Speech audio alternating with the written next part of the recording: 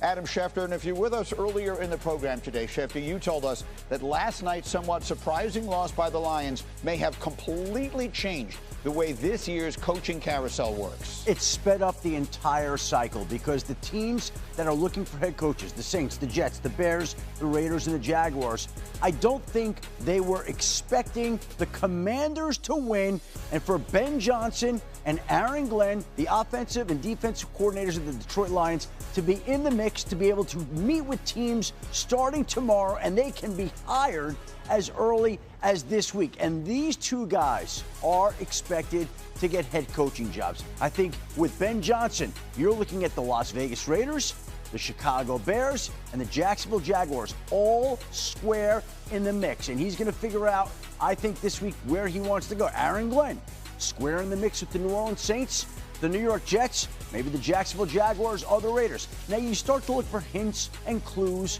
about things that are happening. The Las Vegas Raiders today are interviewing the Commanders' assistant GM, Lance Newmark, who spent the previous 26 years in Detroit working with Ben Johnson and Aaron Glenn. The Raiders could look to move on Lance Newmark, but Tom Brady also likes John Spytek, the Buccaneers' assistant GM. We'll see how that plays out. These two are the dominoes that have to fall before the other head coaches start to get hired, and I would expect that to start happening this week. So accelerate the process is Everything what we're hearing. got accelerated. In the meantime, I only see 5 logos down here. There are 6 openings right now. The Dallas Cowboys are the 6th. What are we looking at? They are in their own little category because it doesn't seem right now like they're in on the other candidates. Now, they could always call about Aaron Glenn. We'll see if they do.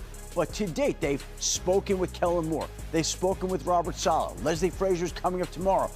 Jerry Jones and Deion Sanders spoken. Everybody's waiting to see about Jason Witten. And Anthony Lynn has a history with the organization and is running the run game in Washington that has been so effective. So the Dallas Cowboys, I think, are moving at their own pace in their own universe, doing what they do, and we wait to see where that brings them. But it feels like the other 5 teams are in on the Lions coordinators, and the Cowboys are operating in their own universe. Well, and obviously everyone is paying close attention to the Deion of it all. That's the one that stands out in all of this. He is a candidate quite unlike any of the other candidates that are available in this cycle. So should we dive into that? Alex, out of all of the candidates that we just heard involved in the Cowboys coaching search, which is the one that makes sense to you? I mean, believe it or not, I think it's Deion, to be honest. I mean, listen, being the head coach of the Dallas Cowboys is such a unique position to be in. And to hire a first-time head coach that isn't ready for that spotlight, I think is a mistake, right? I love Kellen Moore, but I don't know if he steps in right now. Jason Witten, I don't know if that's right. I mean, in some ways, obviously the history here with the Dallas Cowboys, Deion knows this culture.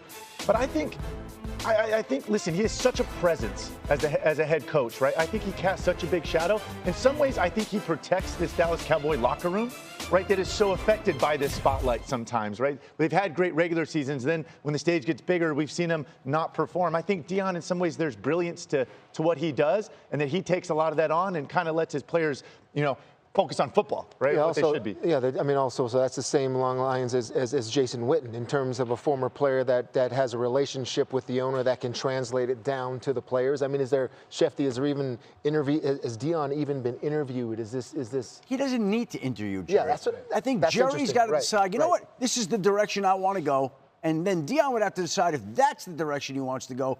And I think Jerry would be out front leading the charge to go get Deion. And it's not like it's a primary purpose right at the outset right here. Like, they're going to wait on that one, do their process, and at some point in time, you just wait to see if Deion can just jump right in there if Jerry decides to go that route. I'm just thinking about players, and I think Deion would be great for Micah. Connect, yeah. In terms of Micah, in terms of what how you talk the talk and also walk the walk. You know what I mean? In terms of, like, Micah's said some things, and you're getting into areas where you're talking other players' contracts and top 5 lists on quarterbacks, all of this stuff. And Deion started it all in terms of, challenging teammates, talking through the media, challenging his team, his entire organization, talking trash the right way. Yep. I think Micah needs a force like Deion to help him progress. Yeah, I mean, listen, I would love for Deion to get a job here. He'd obviously have to bring in NFL assistant coaches and change up, the guys that he has in his current staff and things. But, I mean, nobody's going to sit back and look at, really? Like, what do you know? No, he's one of the greatest players in the history of our game. So they're going to have that natural respect. Watch out for Anthony Lynn. And I'm going to tell you, Anthony Lynn is a way better football coach than maybe people give him credit for. He did a really good job with the Chargers. And I think people forget that as a winning record as a head coach with the Chargers. And I'm just telling you, Jerry is going to be comfortable with him. He's been in that organization for a while. I think that's important. Anthony would know what he's getting into, and he is a dang leader of men. Some of these other guys I'm not so shot in the you-know-what with, but Anthony Lynn, I think, makes perfect sense here. He's an outstanding coach. I had the opportunity. He was with me for several years. I think he's one of the finest coaches in the NFL. We see the difference with that football team. It's not just Cliff Kingsbury.